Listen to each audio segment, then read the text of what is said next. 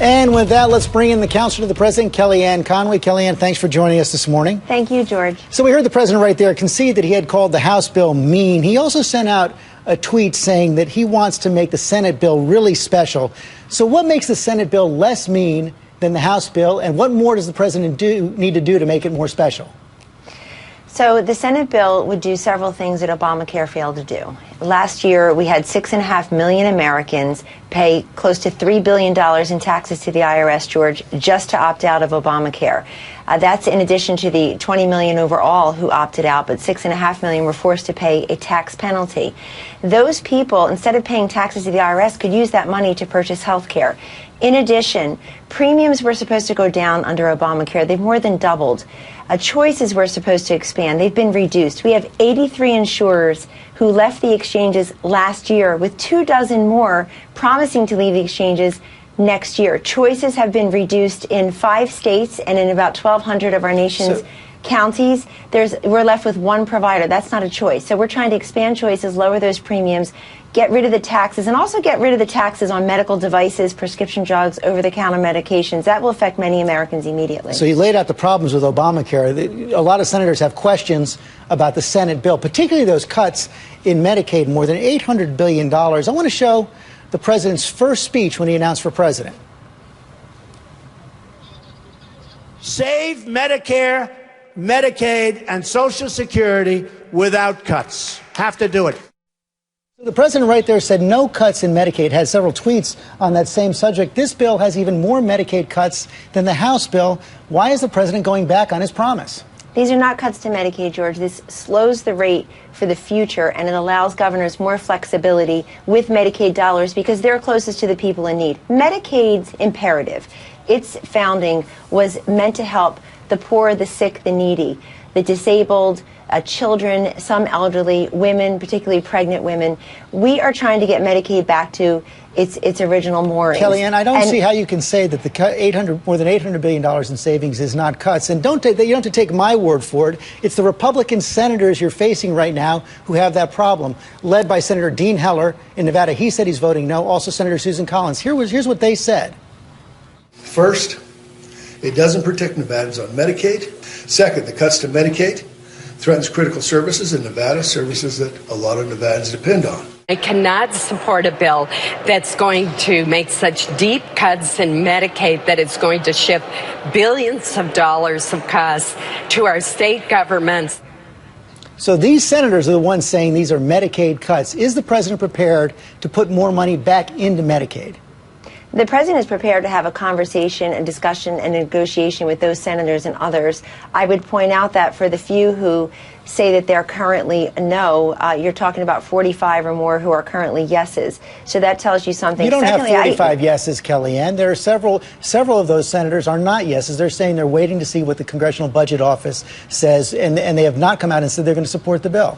Well, we also heard the House bill was never going to pass. We heard this guy can never get elected. We're very confident that the Senate bill will get through and that we're going to have health care reform that literally takes away these draconian Obamacare taxes on medical devices, prescription drugs. But let me get back to Medicaid for a second because I can't just let it sit there unanswered, George. If you are currently in Medicaid, if you became a Medicaid recipient through the Obamacare expansion, you are grandfathered in. We're talking about in the future. You know, Obamacare took Medicaid, which was designed to help the poor, the needy, the elderly, the sick, disabled, also children and pregnant women. It took it and it went way above the poverty line and opened it up to many able-bodied Americans who should probably should at least see if there are other options for them. If they're able-bodied and they want to work, then they'll have employer-sponsored benefits like you and I do. KellyAnne, hold on a second. There's no way you can say that a 15-year-old on Medicaid today is not going to be affected by the cuts in the future. Well, you said everybody who's on Medicaid now is grandfathered in and is not going to face any cuts, and that simply is not factual if you have more than $800 billion in cuts. It also you raises keep calling them cuts, but we don't see them as cuts. It's slowing the rate of growth in the future and getting Medicaid back to where it was. Obamacare expanded the pool of Medicaid recipients beyond its original intentions. And George, you have to look at the whole health care bill, 142 pages in totem here, to have a full conversation.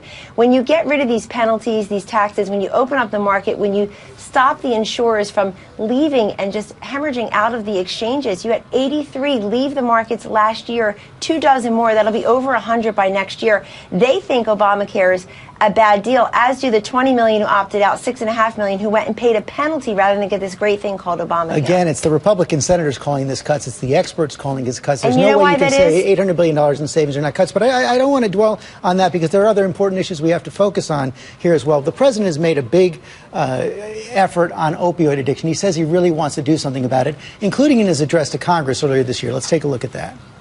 We will stop the drugs from pouring into our country and poisoning our youth, and we will expand treatment for those who have become so badly addicted.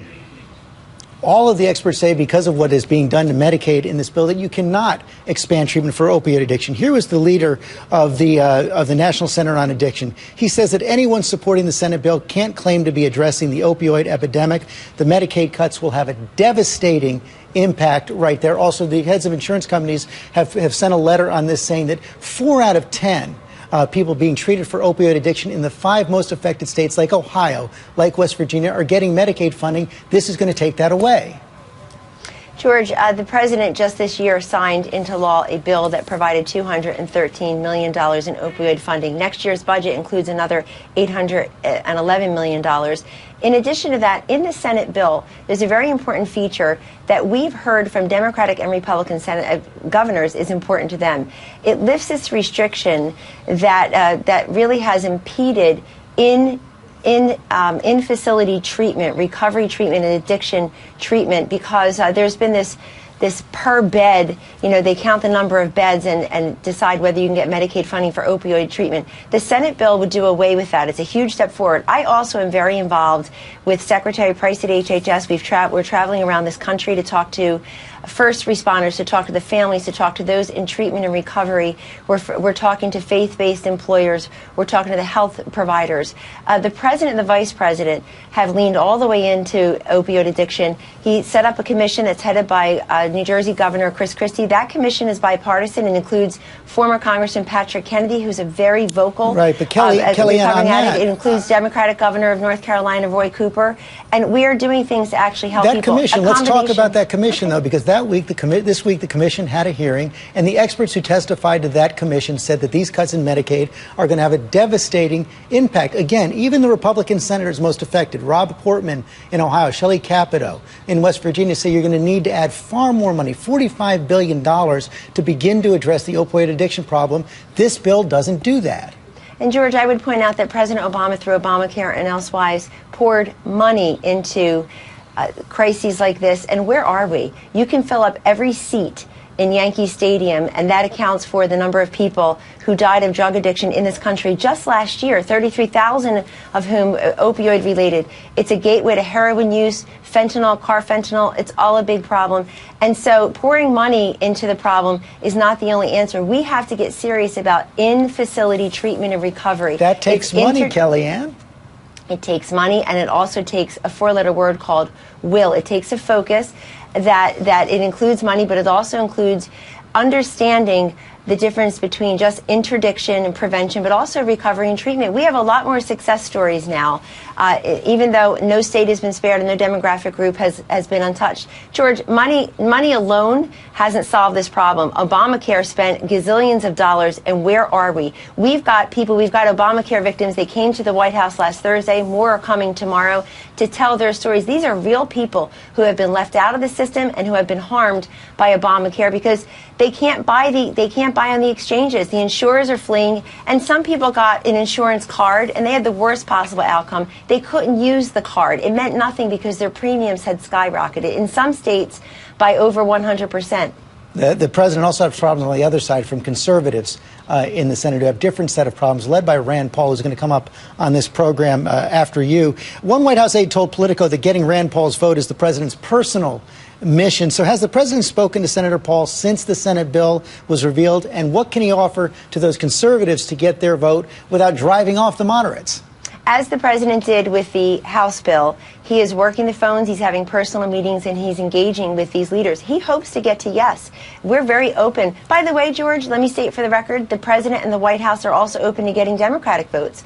The idea that every single Democrat is part of this resistance and obstruction and not doing a darn thing to help their constituents who have been left out of the Obamacare coverage, who have not benefited, who have paid $3 billion to the IRS in taxes, who come to this White House and tell their stories, which are incredibly sad and totally avoidable. Why can't we get a single Democrat to come to the table, to come to the White House, to speak to the president or anyone else about trying to improve a system that has not worked for everyone? You know, the Democrats themselves, many of them have admitted that Obamacare is a failure. 113 Democrats in the House have signed on to Bernie Sanders' bill. So they're admitting that Obamacare has failed. That would cost about $32 trillion.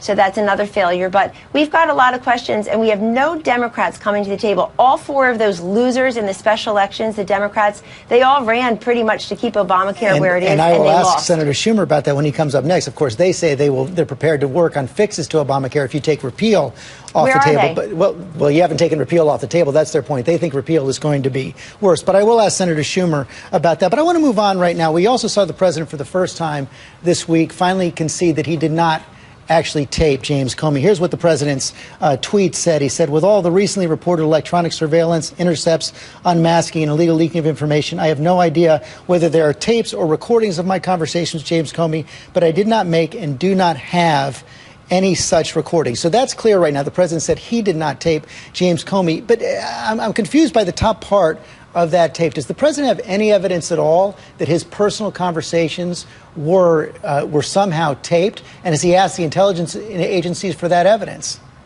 In that tweet, the president is making clear, as he often does on social media, George, that he's leaving over the possibility that it could have happened. Why do we know this? Because, you know, the conversations he had with the heads of Mexico and Australia were leaked. But KellyAnne, that's why I wonder, he's leaving open the possibility. He's the president of the United States. He can ask the intelligence agencies. He can ask the National Security Agency. He can ask the CIA. Has he asked them? Does he have any evidence? So the president has made very clear, as Director Pompeo did on a different network this weekend, that these leaks coming from the intelligence and security communities are impeding KellyAnne, that's not what I asked. I asked if he has any evidence that he was taped. He is saying to you, well, first of all, we have evidence that there are leaks, George. I mean, they go right to the media. We have evidence that Jim Comey himself wanted to leak a confidential conversation or three with the president, gave it to a private citizen to leak to the New York Times, trying to spur a special counsel. It's all the same. Has the president asked the intelligence agencies if they have any tapes of his conversations? Does he know if they have that? Does he have any evidence to back up that suggestion that he put out in the tweet? I'm not going to comment on his conversations with his intelligence community. Do you have any evidence of Russia collusion? Because Adam Schiff doesn't, Jay Johnson doesn't, Jim Comey doesn't. I mean, what are we talking about here with this never-ending Russian discussion?